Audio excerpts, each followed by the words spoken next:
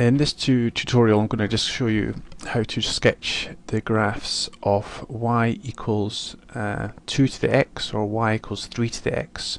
So these are called exponential graphs, and I'm also going to show you how to sketch the functions y equals log base 2 of x or log base 3 of x, just any basic log graph with a number down there, or any exponential graph with a 2 or greater number there.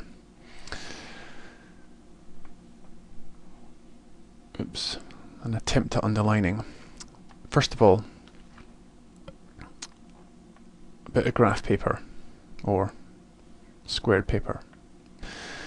Now if you're going to sketch y equals 2 to the power of x, if we just first of all think of a few coordinates for this graph. For example, what would happen if x was 0? So when x equals 0, we end up with y being y equals 2 to the power of 0, which is 1. So a coordinate when x is 0 is 0, 1. So if we just put some numbers on here, let's call that 1, 2, 3, 4, and so on, and that there is going to be 1, 2, 3, 4, and then that would be minus 1, minus 2,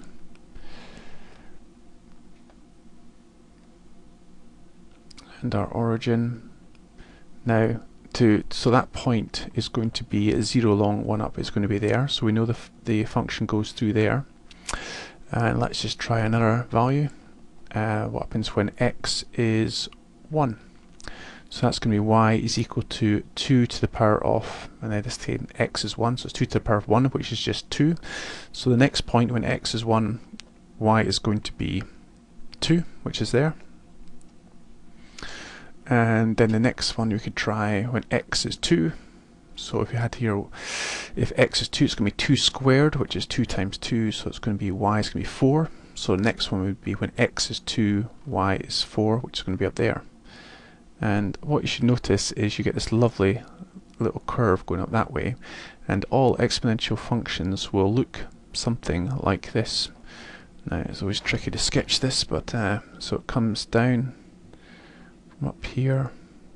Sound like really difficult sketching this on this tablet, but I'll try my best. So it should be a nice smooth curve going through 1 and then disappearing off along here. Now it never touches the x-axis. It gets very, very close to the x-axis, but never touches it.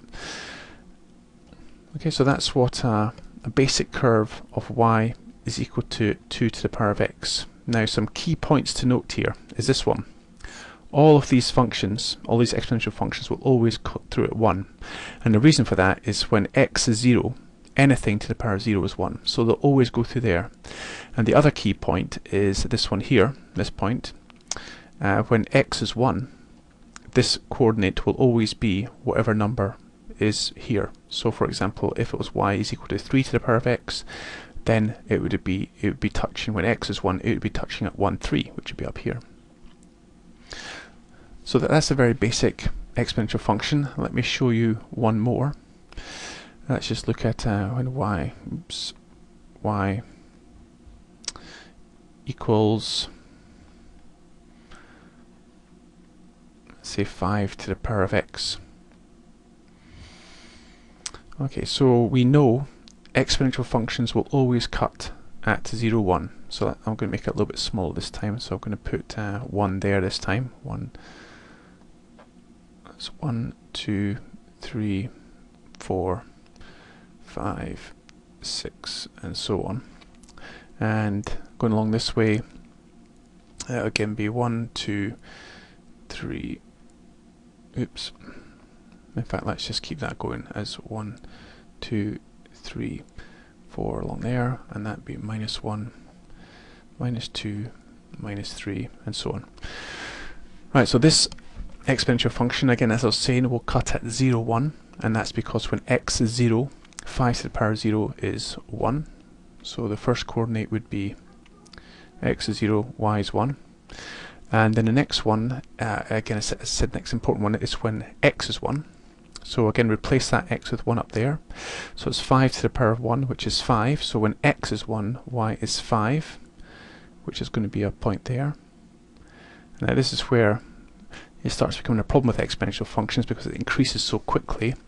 If we tried when x is 2, 5 squared is 25, so that's going to be 2. 25 would be way off the off my scale here, so I'm not going to be able to put that point on. But just with this information, we should be able to see roughly what the graph is going to look like.